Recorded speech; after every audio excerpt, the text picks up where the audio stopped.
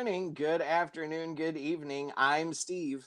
And I'm Mike. And welcome to another episode of The Last Podcast You'd Want. How are we doing, everybody? More importantly, Mike, welcome back to the show. How are you doing this morning? I'm doing really well. It's good to be back on. We're It- glad It's it's great to have you back on. it's like being lost from a home that you forgot you loved. I With a love brother that you don't hate.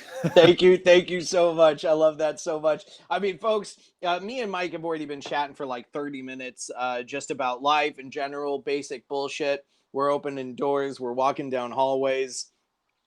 You can definitely check out Mike's podcast. He's got the Single H Show with his son Hunter. He's got just in general DWO podcast.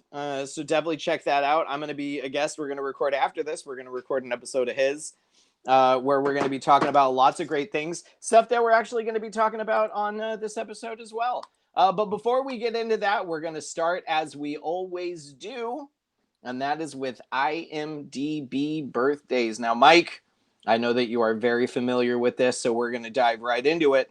I'm ready for it. I'm ready to fail. I'm going to be the first person to not get any right. Yeah, it's happened. It's already happened. I can tell it's already happened. I wish you could have that title, but I don't know who. It's probably Travis. Travis probably has that title. Did you ever watch the TV show Ed? Ed. Michael Ian Black was on it, and the guy that plays the Reverse Flash on the Flash TV show, I can't think of his real name because I always call him Ed. I do not know the TV show Ed. He was a lawyer. He owned a bowling alley. And there's one episode that Michael Ian Black throws a perfect game. He knocks down no pins at all. That's my goal for this game. Okay, excellent. Is that called throwing a perfect game if you bowl and don't hit a single pin? No, but it worked for the plot line of the show. That's hilarious. All right, well, celebrating a birthday, we're going to start with the great actor Edgar from Men in Black, Vincent D'Onofrio. We're talking about, I believe, is he Private Joker? No, he's Pyle. He's Private Pyle. Yes, Vincent D'Onofrio. All right, I gotta push late 50s, early 60s. I'm gonna say 62. Close. 64. 64. How about Miss Lizzie Kaplan? Recently on the TV version of Fatal Attraction. Okay, I don't know her. She's going to be in Masters of Sex with Martin Sheen. Have you seen Now You See Me 2? I have not. Oh, okay. Well, we'll just skip over Lizzie Kaplan. That's okay. Did you watch Lost in Space, the TV show on Netflix, the new one? I have not seen that either. No, then we're just going to skip right over her. Hey, how about David Alan Grier? Everybody knows David Alan Grier. Yeah, I got to shoot 65 with Dag. Dude, 2 off again, 67. Celebrating a birthday today. You know the movie Old School with Will Ferrell? I do know this movie Old School with Will Ferrell. Celebrating a birthday today, Mr. Rick Gonzalez. You're going to know him as Spanish in Old School. He's been in a bunch of other stuff as well. Okay. I got to put him in the 50s. 55. Ooh, 44. 44. Okay. 44. And let's see. We're going to go for one more birthday. Wasn't even close. No, that's okay. You know what? I'm going to say right now, this is going to be a great birthday to finish on. If I can get my IMDb to go back to where it was, I can tell you the actor / fighter. It's no one that anyone would ever want to get into a fight with. Iron Mike Tyson. Oh, Mike. Okay. Iron Mike. He's in his late 50s. I gotta put it at 58. I feel like he's about 10 years older than I am. You were 1 year off, Mike. You were so close. 57. 57. Also, he was winning all those matches when I was 8 years old, and he was like 18, 19 years old. Yeah. Geez. Also celebrating a birthday today, I'll just shout it out. Gata, Gata, Gata from Lil Dicky. He's also a rapper. He turns 37. in a row. In a row. That's right. There we go. There we go. Real quick, because it's easy peasy lemon squeezy. Asteroid City came in number 6 with 9.1 million. Transformers Rise of the Beast 12 million at number 5. No Hard Feelings 15 million at number 4. The Flash at 15 million at number 3. Elemental at number 2 with 18 million, and number 1, 19 million of Spider-Man Across the Spider-Verse. And this is yet another week where I have seen all of the top 6 with the exception of 1. I can almost predict what will be number 1 next week. Yeah, it's gonna be Indiana Jones. It's going to be Indiana Jones. I saw it. I'm not gonna lie. Saw it last night. Awesome. I did a double feature yesterday of No Hard Feelings with Jennifer Lawrence. Which every time I watch the trailer and even watching the movie, I just wonder, how is this not Amy Schumer? And then I went and saw Indiana Jones and the Dial of Destiny. So those were fun. I won't give away anything because I know you haven't seen it yet. Not yet. But it is very, very much, in fact, an Indiana Jones movie. Okay. Now, the last movie that you saw in the theater was Guardians of the Galaxy 3. Now, I know we've talked about it on the show with Ryan, but let's go ahead and talk a little bit about it with you. What are your thoughts? First to start, are you a Marvel or a DC guy? So here I am a DC guy. I have loved, and I know that the DC movies get a lot of crap. I have loved every DC movie, including Justice League, the original print. And I like the Snyder cut too. But yeah, see me, I prefer the Snyder cut over. I'll take the 4.5 version because we get a legitimate story. You know, it is a full story. You get full stories. There's not just a random Russian family in the middle of nowhere. God knows why. It's a full, legitimate, solid story that you can watch in increments because each chapter is about an hour. Absolutely. And you get to learn more, and you get Martian Manhunter too. So you can't pass up on that one either. Yeah, I was very excited to see Martian Manhunter. Yeah, but going back to what you were saying, you love the DCU. Very much a DC guy, but I don't turn down any comic movie. I'm good. I don't have to be in a camp. I will watch a comic book movie when it comes out. Except for The Flash. I haven't been to see The Flash. And you know what, Mike? I will say, if you get the chance, go see The Flash. Even with all of the hate that's going on, I've said it. I want to say I've said it, but the CGI, not that great. Trash CGI. But they say it's supposed to be that way, quote unquote. Lots of fun things in the movie in general. So I would say definitely, like, if you get the chance, especially being a DC guy and liking what they've put out, go see Flash. Oh, well, but you've already listened to the Flash episode. I've already heard some of the things, but I'm good with that. I'm good. And the way that they've advertised the movie, it literally makes me want to see it more. They advertise it as a Batman movie. Most of the clips are Michael Keaton, sure. Keaton, and I would love to see Keaton again. Adam West will always be my Batman, but Keaton's awesome.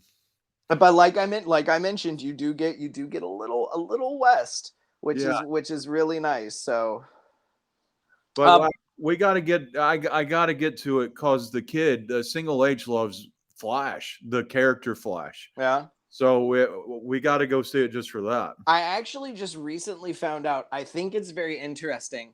And this would have been good to have on the other show, but it's great to have here with you being a fan. Recently shared a list amongst a group that I'm part of cameos that were rejected or trimmed in the Flash movie. So ones that were rejected, Henry Cavill's Superman. Okay. Dwayne Johnson's Black Adam. Okay. Linda Carter's Wonder Woman. Really? Marlon Brando's Jor-El. Okay. Burgess Meredith's Penguin. I would have paid twice just for that. I would be back in the theater right now, even if Burgess Meredith were in it for a hot second. I'd be back seeing it. Cesar Romero's Joker. I would have gone for that. And now, and this one's higher up in the list, but I saved it for last because this is the one that I wanted the most, and that is Grant Gustin's Flash, and Yeah. that is the Flash from the TV show.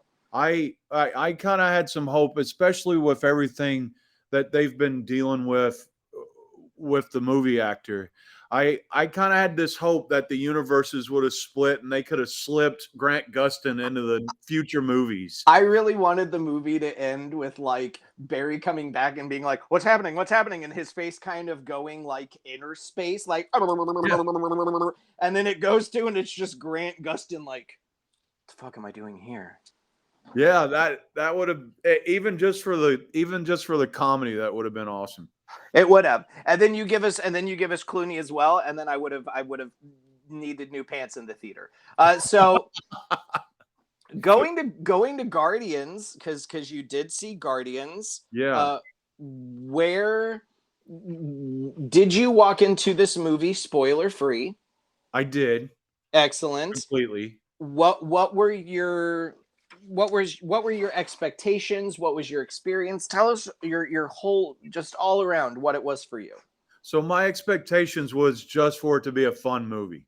I went in with no hope that it would be good. And I didn't I wanted it to not be good. I needed it a fun, awkward movie is what I went in for. Okay. What I went into and got was a fun, good movie. I liked Guardians 3. I liked how they I'm gonna if people haven't seen it by now, too bad. They caught me. I thought that they killed Star-Lord. They caught me with that. I I thought, okay. So I thought they killed Drax mm-hmm, when he got shot in the back. I thought they killed Drax. I thought they killed Rocket. mm-hmm, I thought they killed Star-Lord.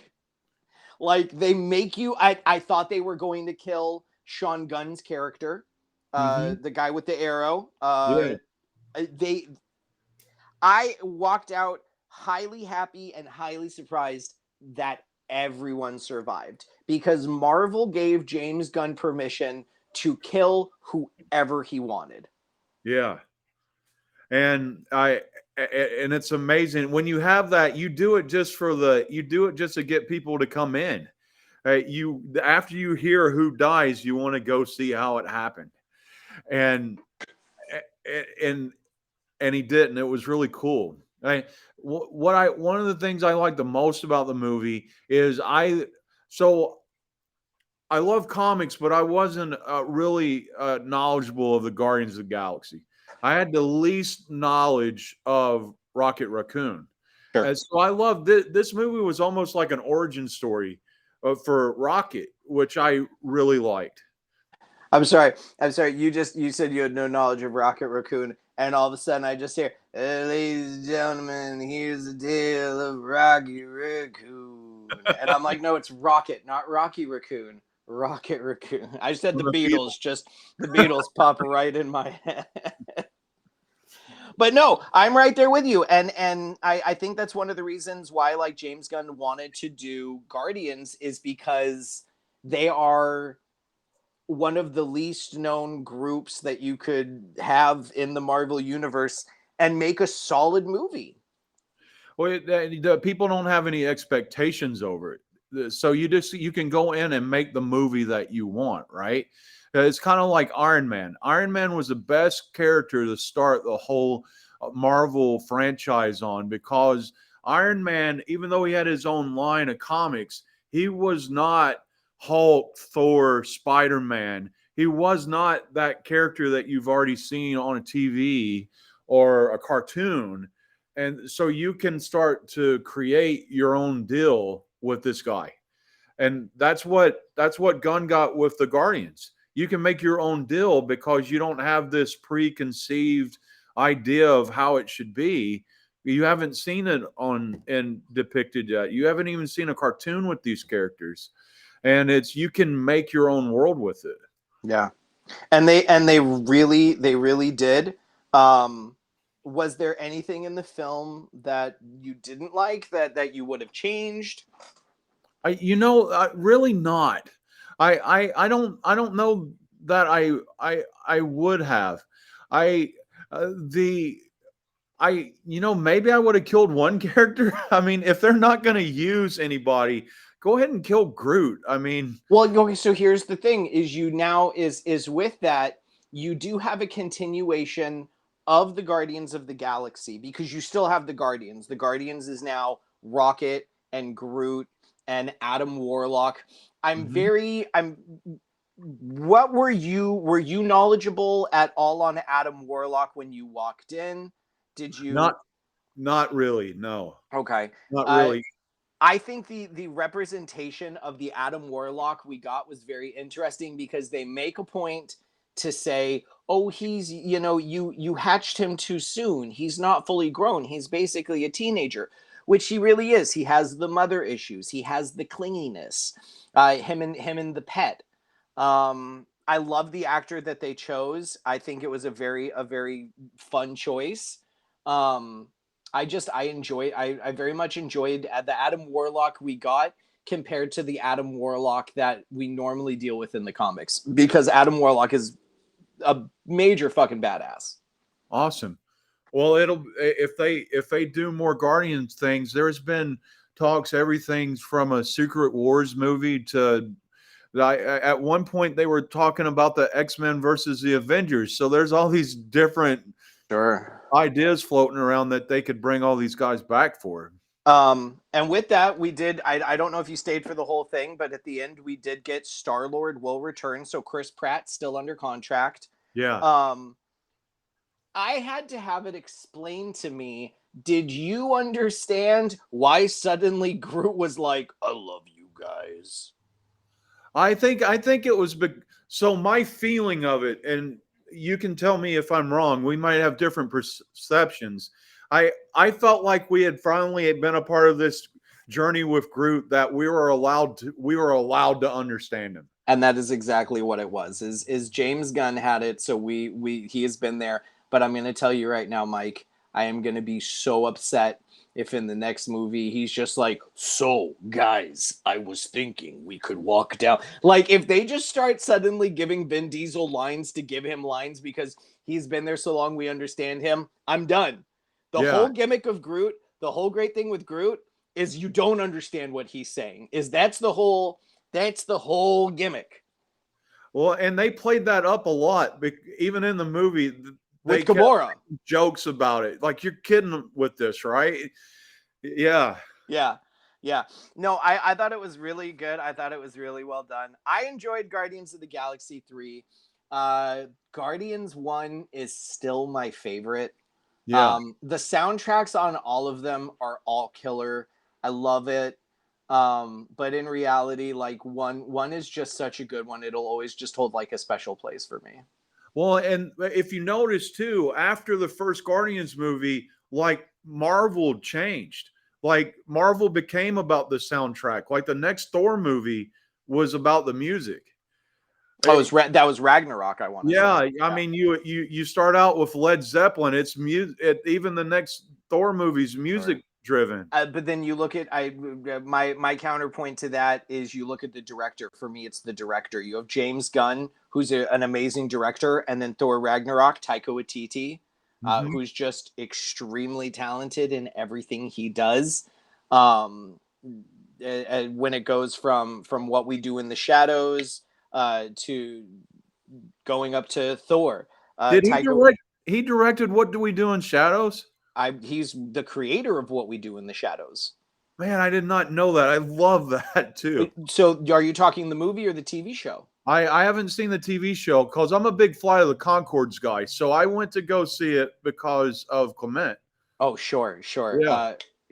Watch the TV show. Okay. They I'm not. I don't want to spoil anything, but you get Taika and you get them in the TV show. Okay. Watch the TV show. The TV show is so good. It's yeah. I cannot say enough good things about what we do in the shadows of the TV show. Hopefully they should all be on Hulu. So if Okay. you have Hulu, I do. they should be there. Taika Waititi in his own right. I still need to watch our Our Flag Means Death on Yeah, on HBO, I want to see that too. I have not seen that. where he plays Blackbeard. Okay, I got to check it out. So, Guardians of the Galaxy 3 is great. Let's talk about another movie that you've been exploring lately. Now, I know that you're planning on going tonight. Annie is coming with you. Your daughter is coming with you. Rick Kane will be there tonight. That's kayfabe name for the podcast. Rick Kane will be with me. Rick, copy that, copy that. And Yeah. then have you convinced Single H to go yet? I not yet. Now the Okay. Single H is the most that hardcore person in our house. He has the hardcore diet. He has his set bedtime. I feel it. I feel it. But I am trying to get. I want him to go. I really do. Well, I gotta have ESI if Single H goes. I do. I tell you what. When I see you on the 15th, if Single H is there, I'll straight look at Hunter and be like, "Hey, you got it. I'll come and I'll rock it with you. You got to check it out." So we'll see if we can make it happen. But I feel I'm not one to pressure. Someone has their set schedule. As someone who gets cranky after a certain point in time and just wants to go to bed, I understand. I completely get it. But that movie, the Rocky Horror Picture Show. So let's talk a little bit about Rocky, because it was a hardcore part of my life for 7.5 years. For you, Mike, when were you first introduced to the Rocky Horror Picture Show? I was 17 years old when I saw it the first time. It was when it had to be close. It had to have been like a 10th anniversary or something, because it finally came out on VHS. Okay. You got to understand, I grew up in Martinsville, Virginia, small southern town, and there wasn't a show on the Rocky Horror Picture Show anywhere. So I didn't have that ability yet. But my first connection to it it had to be around one of the anniversaries. So it had to be a 10th anniversary. So I had to be 10 years old, because I was born in 75, the same year it came out. Okay. And MTV started showing Time Warp as a music video. Nice. So my first crush was Columbia. Little Nell. All right. Dancing down the thing, because little scared southern white boy had never seen anything like Columbia dancing on the screen. Okay. So I had to be at least 10. It may have been the 15th anniversary of Rocky when they did the music video.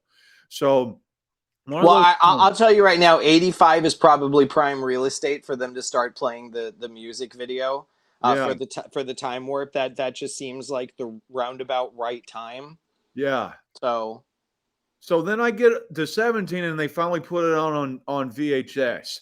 And I went to Blockbuster, that place that doesn't exist anymore. And there it was there. And the tape was behind the box. I didn't have that disappointing moment that I saw the box, but no tape behind it. And I watched Rocky Horror Picture Show for the first time. I don't know if you've shared this in this podcast, but I got to share a little bit of my history with this. Please share as much as you like. I grew up in a really strict conservative Christian church, going at Southern Baptist. You're going to hell if you listen to Pat Boone Church. Okay. So that actually made watching Rocky Horror more attractive to me. Sure. Because I'm the teenage kid that's always been told no, and this is bad and this is bad. So I had to watch Rocky Horror Picture Show, and Little Nell got me there. There it is.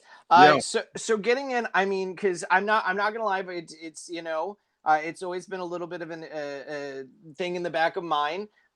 You grew up in a very religious household. Let me fix that. I didn't. My mom and dad were not religious. So you grew up in so you just grew up in a religious area and you were religious. Yeah. So how old were you when you found God and knew that what you are doing today is what you wanted to do in life? Okay, so I found God when I was 14. I Okay. realized what I wanted to do for the rest of my life when I was 21. So Okay. it's kind of this long journey. I actually wanted to be a music teacher. My degree's in music education. Okay. Yeah. So, but my master's degree is in theology. And I always wanted to be a music teacher. So music was always a part of what I wanted to do. Musicals like Rocky Horror. The musicals kept me kind of in the secular a lot, which is why that I am such a Which is why the way you are today. yeah. That because I don't see the differentiation. Steve, you're gonna freak out, okay? For my Christmas Eve video, and if I can find it, I'll send it to you on YouTube. I took out some of the lines from it, but I play "There's a Light" in our Christmas Eve video service, talking about Bethlehem. So, okay, that's honest to God truth. I will find Oh, the you video could and change send it. it to you. That's great because you could change it to over at the frankincense place. Over at the frankincense place. Yes. Yes. So there's always been this swirl from me, which we'll talk about it whenever you want to, Sure. which helps me be more open to things, and I wish that more people were. But Yeah. that's as much as I'll say That's about great. that. No, so okay, so you got into Rocky when you were a teenager. Yeah. Um how old were your kids when you decided to introduce them? Like, are you just introducing Rick to it now? Rick knew about it in ninth grade. Okay. Rick found the DVD in the house and said, "Can I watch this?" And I said, "Yes, you can watch it by yourself. Go go watch it by yourself." So here's the difference between you as a parent and my parents. My father introduced me to Rocky when I was 9 years old, but I was only allowed to watch the movie with him. Okay. He woke up one Saturday morning and I had just put it on. So it came out for some anniversary. And my father got it was this big box that had the lips on it. And it was the VHS. And then there was a VHS of like behind the scenes. And then there was the play CD of just the Rocky Horror Show. There was the Rocky Horror Picture Show soundtrack. There was the Rocky Horror Picture Show in Japanese soundtrack. And I want to say there might have been one other CD that came with it. And I remember Yeah. playing the movie, and we had just gotten done with like Damn It, Janet. So the movie had just started, and my father woke up and came downstairs and actually yelled at me, like, "Hey, you aren't supposed to watch this. You're only supposed to watch this with me."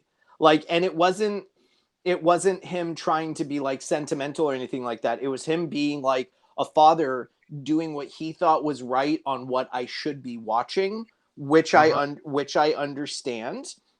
I don't have a child yet, but I get that parental of the things that happen in the movie, the themes of the movie, me being 9, 10 years old, ninth grade, you're a teenager by that point, you're Yeah. like 14, 15 years old.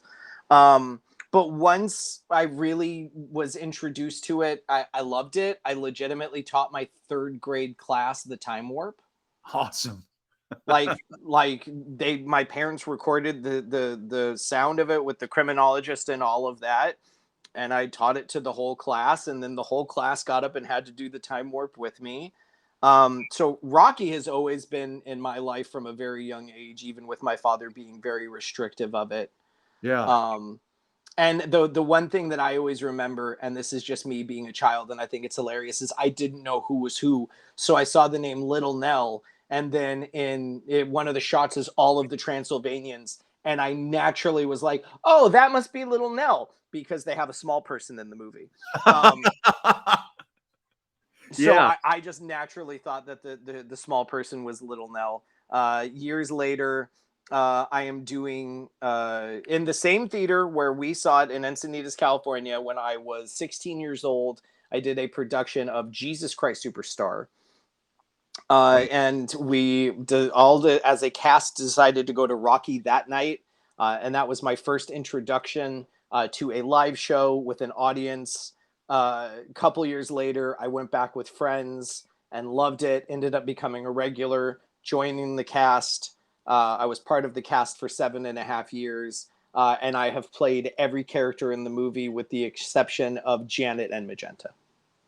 You got to be Janet at least once. Come on. I'm way good on Janet. Way good on Janet. Way good on Magenta.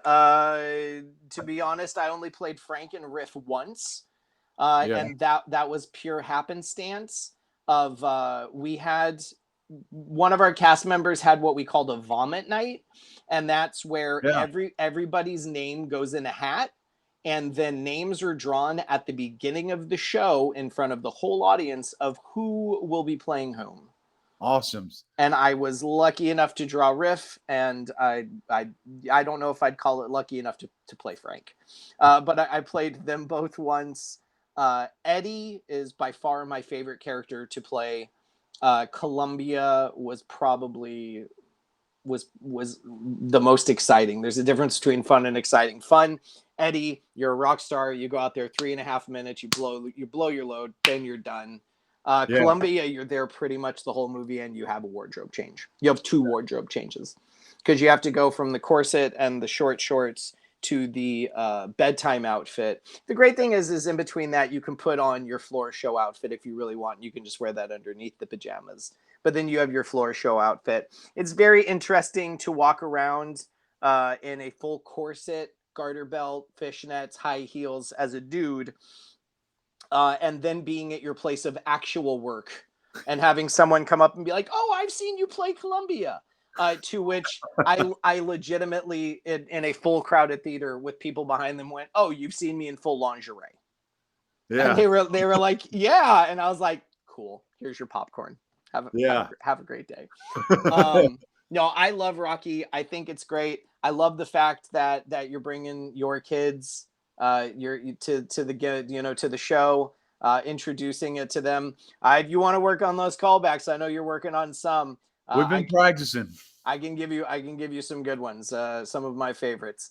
Other than that, I know that you just got AEW Fight Forever, correct? Yeah, and we got the glitchy PS4 version, so we literally had to turn off our internet so we could play it. That's no fun. Yeah, but hopefully they'll get it fixed and we can pull it through. It's kind of cool. Who are you looking forward to playing as the most? All right. You'll slap me in the face for saying this, but I can't wait to be Orange Cassidy.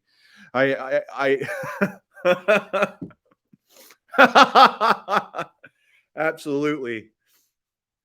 Cool.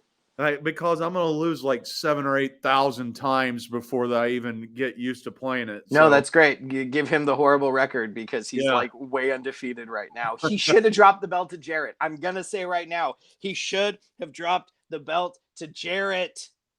Yeah, I thought I still would be surprised if he and Jay Lethal don't become tag team champions. I wanted a Mark Briscoe heel turn. When they had Briscoe as the special enforcer, I wanted a Briscoe heel turn. I still haven't watched Dynamite. Okay. It's a good show this week, so I won't say anything. No, that's okay. I'll be talking about it Sunday. Ladies and gentlemen, make sure you check out Sundays on YouTube. Layeth the Squad Down. It's back to the retro Mod Squad subsidiary, call it what you will, Mod Squad, that's been up in that top corner the whole time. Don't know how that's been up there, but it's cool. We're part of the Mod Squad network. Other than that, I'm excited for that. Is there anything else that you'd really want to talk about before we wrap things up? No, this was absolutely awesome, sir. What a great time. Excellent. Well, thanks for coming on. It's been a blast. Mike, go ahead and plug yourself again for the people that are still listening. What's your show? Where are you at? Where can people find you? You can find us at DWO Podcasting, and we got 2 shows. It's a single 8 show. It's a conversation of a dad and his son's transgender journey. and we've had some great times with that one. It's been real cool. It's been helping me learn and helping me be a supportive dad, and it's been cool having Single H hear his voice change through these conversations. And then also you can listen to Parts of Unknown. That's kind of our whatever podcast, and there might be a familiar guest soon. So we'll see how that goes as well. Excellent. Mike, I love having you on. We're going to have you come on back. We'll do a draft episode, and we'll get you and another guest on, and we'll draft some really fun stuff. Other than that, I know that you're a man of faith, a man of God. Message of positivity that you'd like to leave the listeners with, that you'd leave your fellowship. I don't know what you'd call them. Well, the best gift you can give another person is open ears. That is my moment of positivity. Ladies and gentlemen, this has been another episode of The Last Podcast You'd Want. And until next time, tip the veal, try the staff. We'll see you then.